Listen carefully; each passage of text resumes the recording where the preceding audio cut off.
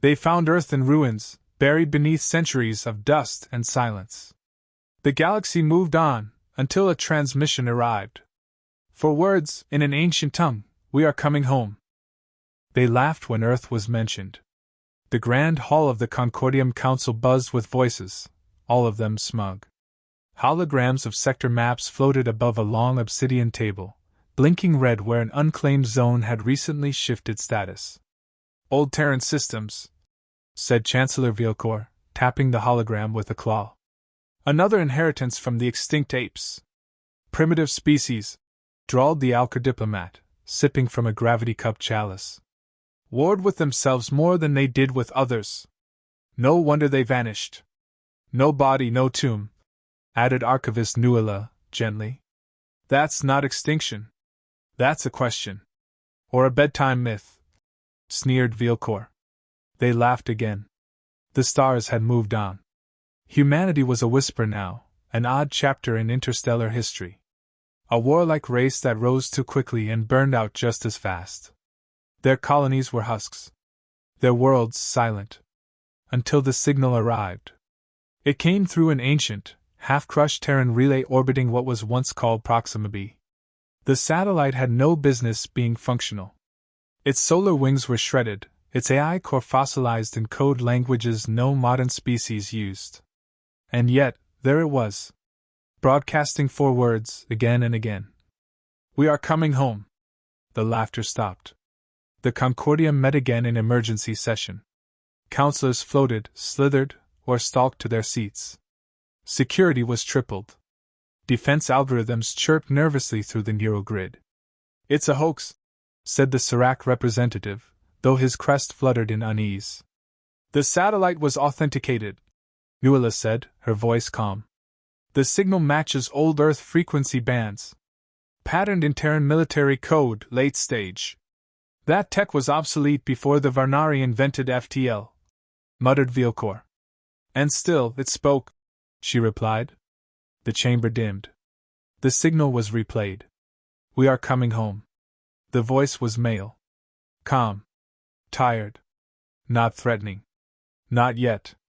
An emergency fleet was dispatched to the Proxima system.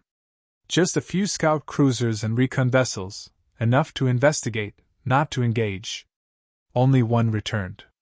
Its captain, a pale, wide-eyed glittery, was medically sedated before he could speak coherently. But 3 words made it through the translators before he collapsed. They were watching. A week later, a ship entered Concordium space. No IFF tags. No diplomatic credentials. Just a battered Terran dreadnought, ancient but moving with impossible precision. It docked at Outpost Virex 3 under emergency protocol. No weapons activated. No threats made. They simply asked to speak. That's how Commander Elias Monroe walked into the council chamber like a man late for a dinner party. He wore a uniform out of time, charcoal black with faded silver trim. His boots clicked softly. He smiled as if unaware that a dozen war species had guns trained on him. Thank you for receiving me, he said. Sorry about the satellite. We weren't sure if it would still work. Who are you? Barked Vielcourt, rising. By what authority do you? I'm Elias Monroe. Terran Fleet, Reclamation Corps. He gave a slight bow. We're here for our things. Your things? Asked Nuala. Planets. Stations. Genetic material. Systems. History. Territory. The usual. You're extinct, hissed the Serac. We get that a lot. Monroe took a seat without being asked. His hands folded on the table like a diplomat at a peace talk. His voice remained warm, measured.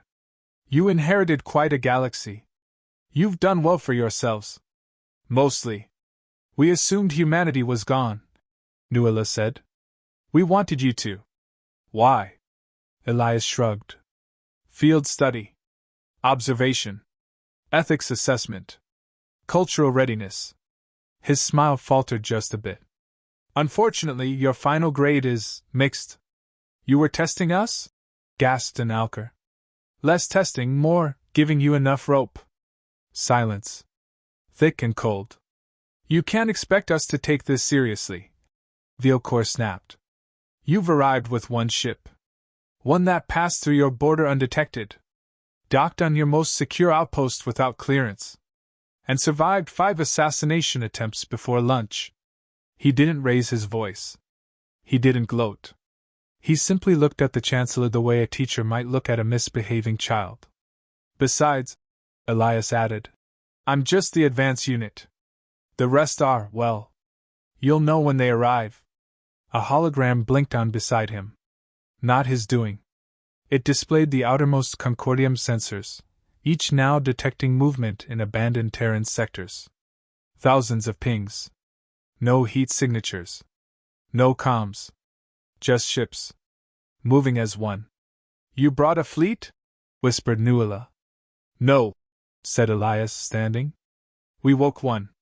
His final words before being escorted out under heavy guard were simple. We left the galaxy to you.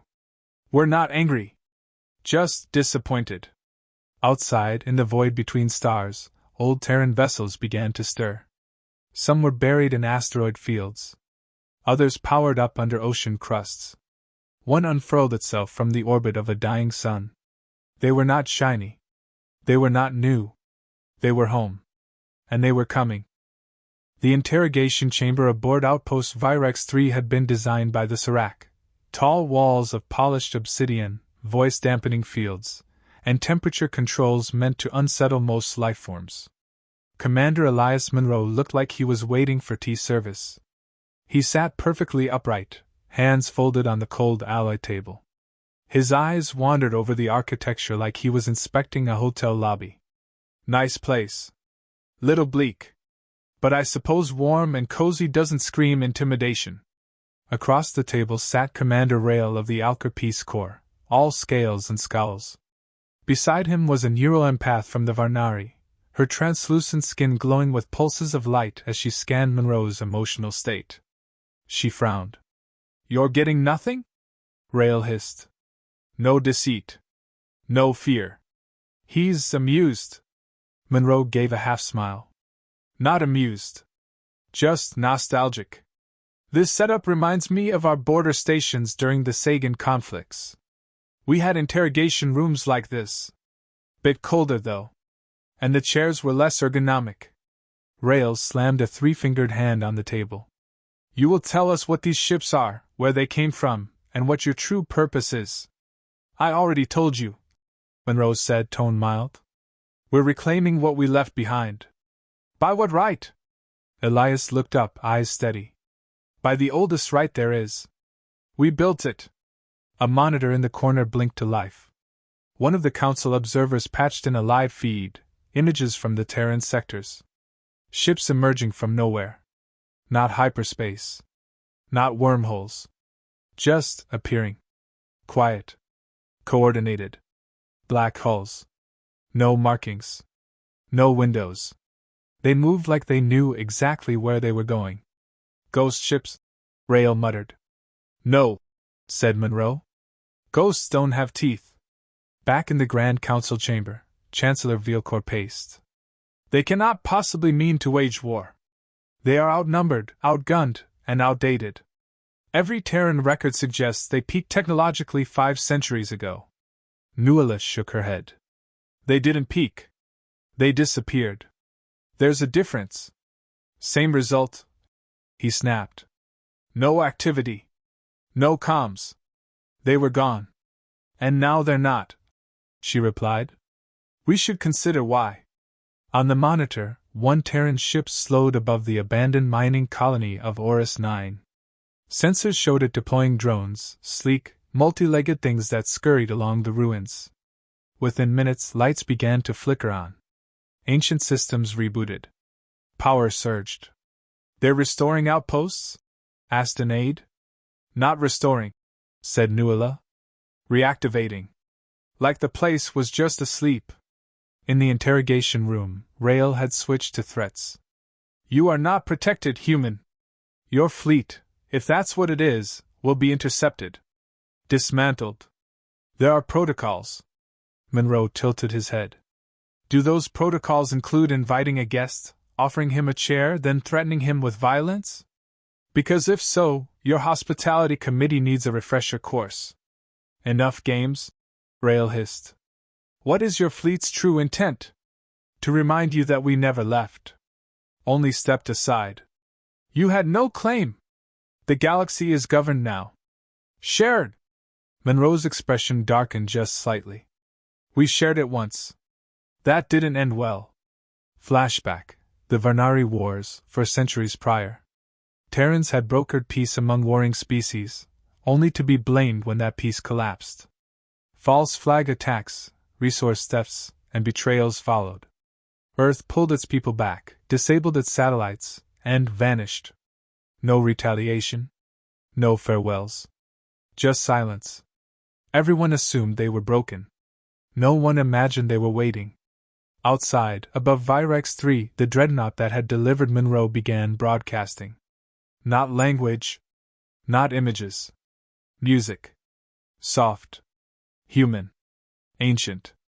A slow jazz piano piece, crackling like it was played from vinyl. It echoed through nearby systems. Aliens froze. AI cores paused. Somewhere on a station, a maintenance droid stopped sweeping. What is that? Whispered a technician.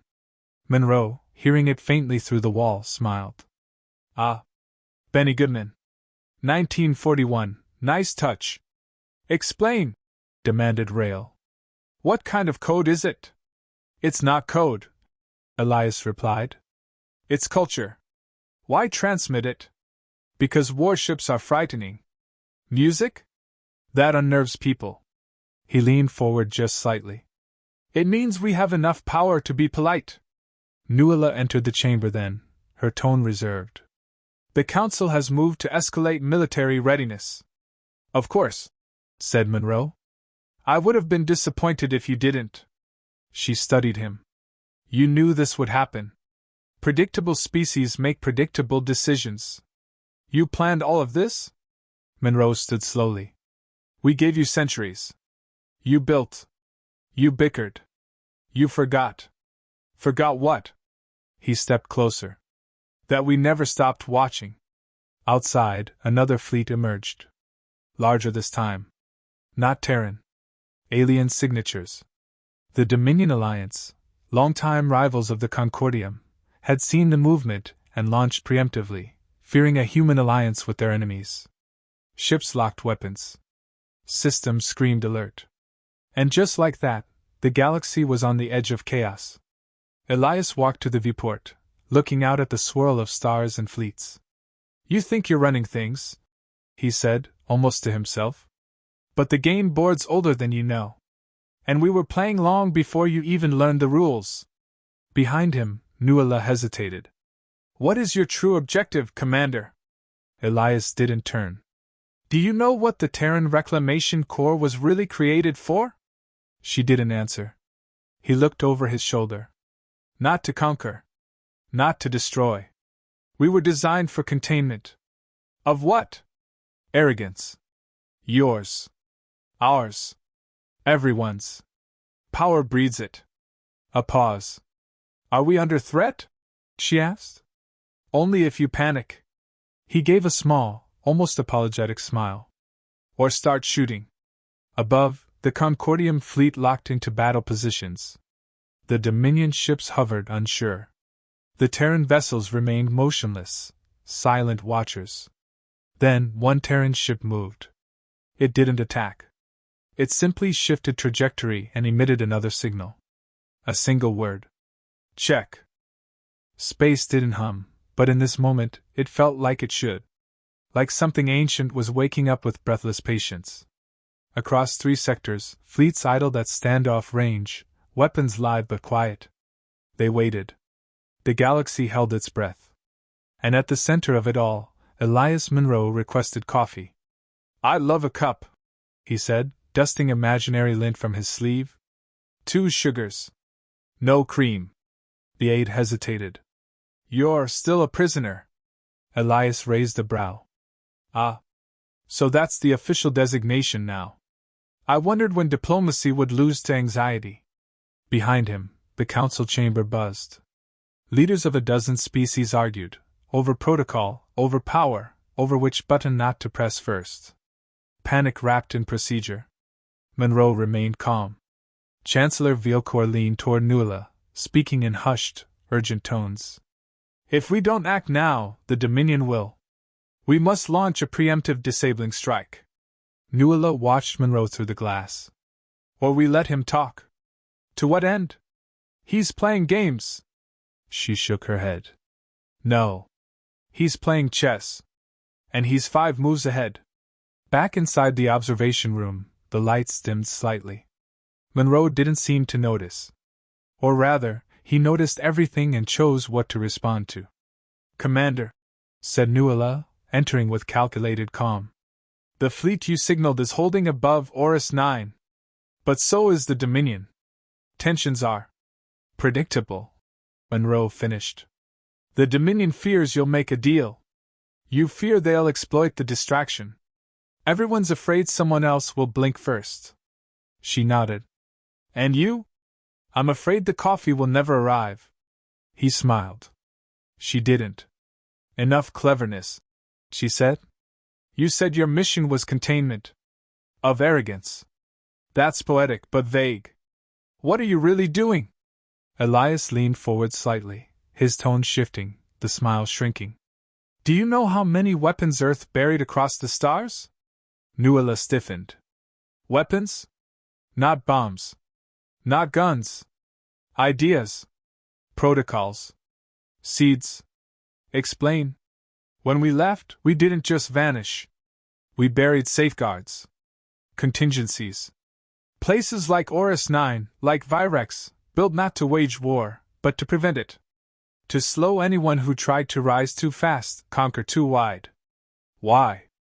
Because we knew how tempting it would be. Power always expands until something stops it. And now you've come back to stop us? Monroe's voice softened. To remind you of the rules. Before the board burns down. Elsewhere, above Orus 9, something moved. Not a ship. A structure. Hidden for centuries beneath its surface. Terran blackstone alloys began to rise, massive towers sliding out of the regolith with silent precision. Ancient satellites came online. Data streamed in pulses no one could decrypt. Dominion ships flinched. One fired a test beam toward the planet. The Terran towers responded with a pulse. No weapons. Just light. Instantly, 5 of the Dominion vessels froze in place. Engines dead. Communications silent. Shields offline. EMP? Asked the Dominion admiral. No, said his tech. Worse. It reprogrammed their systems, from the outside. Back at Virex 3, alarms chimed. Monroe didn't even flinch. Rail burst into the room again. What did you activate? Monroe stood. I didn't activate anything. I authorized a reminder. You've just taken 5 warships offline. No. Your paranoia did. We only defend when provoked. You call this defense? Rail barked. Monroe's smile returned, just a touch sharper now. You haven't seen defense. Not yet. Nuala spoke calmly. Your arrival risks a war. No, said Elias. Your reaction risks a war. We never fired a shot. We arrived. We broadcast music. We offered you time to ask questions. And now? Now we see who wants to listen. Council chambers erupted in arguments. Some species demanded immediate retaliation. Others urged diplomacy. Still others quietly ordered evacuation plans for major cities. Amid it all, a subtle data leak began flowing through open channels, archives thought long erased. Footage of humans aiding civilizations. Blueprints of planetary defenses with Terran insignias. Videos of Terran doctors, engineers, and negotiators bringing systems from chaos to order. And then, cut off. Abrupt silence, mid-century. Then, Monroe's fleet today. It wasn't a resurgence. It was a resumption. Nuala returned to Monroe, now standing at the chamber's viewport again. You never intended to fight. Not unless necessary. Then what do you want? He turned fully now. To remind you we were here first. And if needed, we'll be the last. You think that scares us? No, he said. I think it confuses you. A Concordium captain hailed Nuala directly.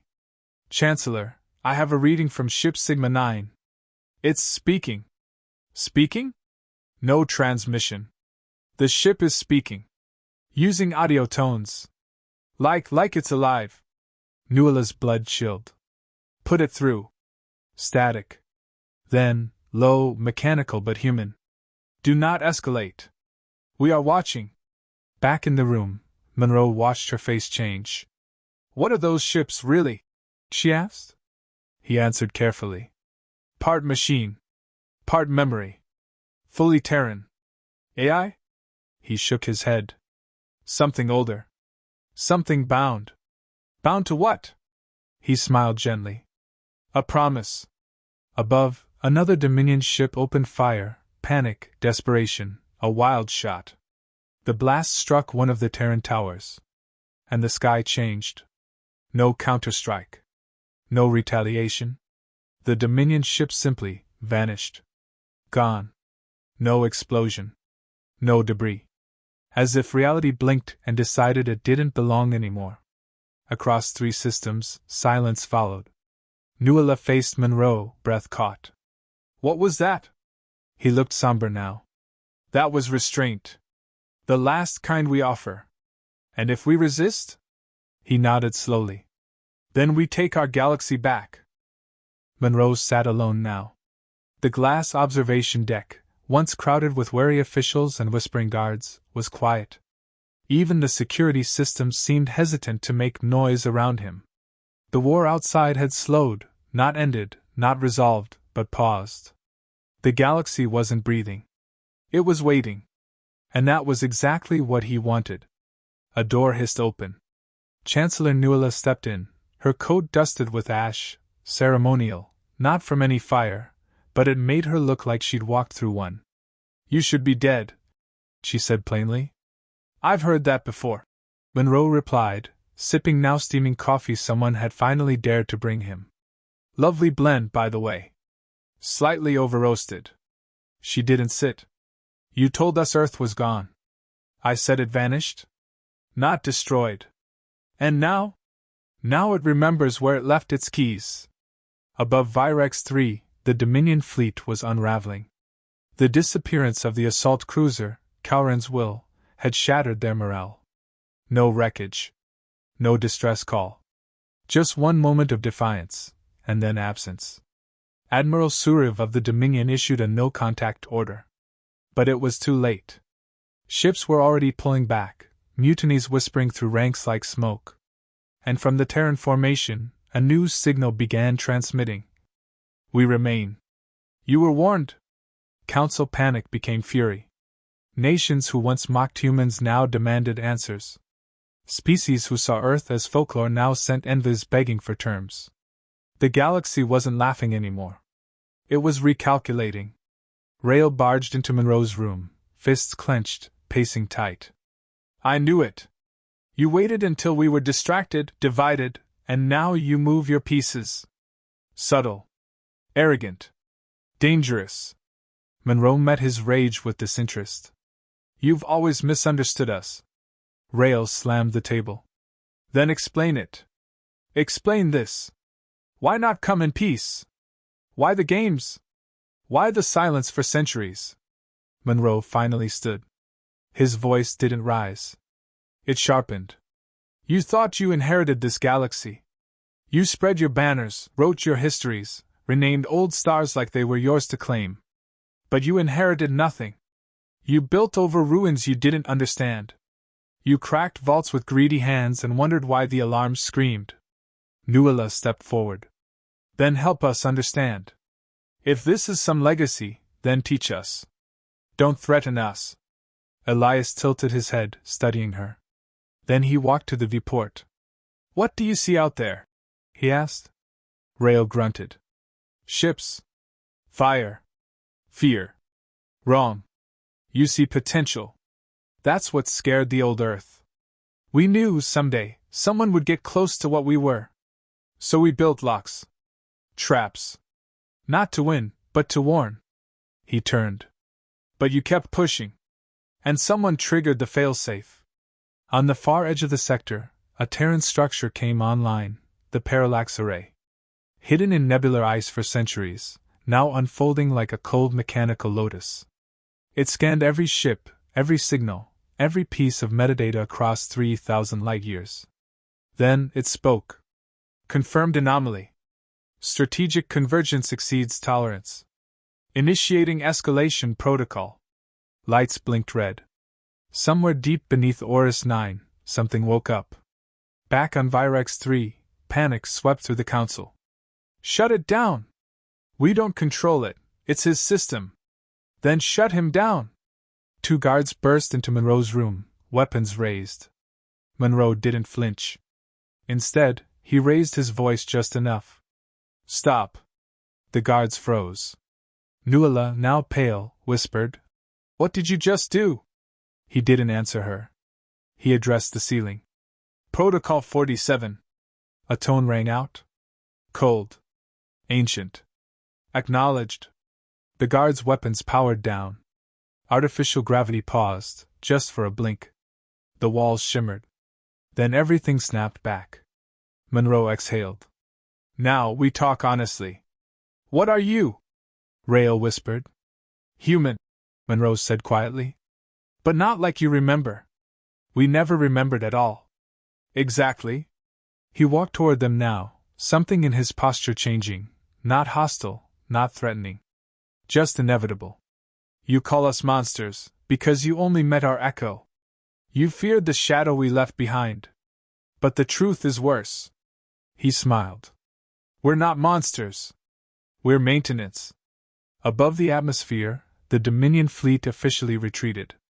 But another fleet appeared. Not Dominion. Not any known power. Ships shaped like silence. Hulls blacker than background space. Engines that didn't burn, they bent light around themselves. The crowd gasped. The council panicked. Even the censors hesitated. And Monroe just sighed. They followed us home. Nuala leaned in. Who are they? The ones we couldn't stop. The reason Earth left. The reason we buried ourselves. We weren't running from war. We were hiding from what we became. She blinked. Then why wake now? Because you almost opened their prison. The Black Fleet didn't attack. It orbited. It observed. For now. But the message was clear. They remembered humanity too. In the last council meeting, emergency powers were granted. Half the species signed an agreement, full Terran oversight of all pre-human tech across known systems. The other half vanished from the conversation entirely. And in the center of it all, Elias Monroe stood alone, watching the stars shift. You planned this, Nuala said quietly, standing beside him now. Not accusing, just confirming. No, Monroe replied. We hoped it wouldn't come to this. And if it had gone differently? He gave a small, almost tired smile. Then I would have shared a drink and faded back into legend. But now we work. Rael approached, voice gruff. So what happens next? Monroe looked out. We fix the mess. Yours. Ours. Everyone's. And if we resist? The human turned. This time, no smile. Then we stop fixing.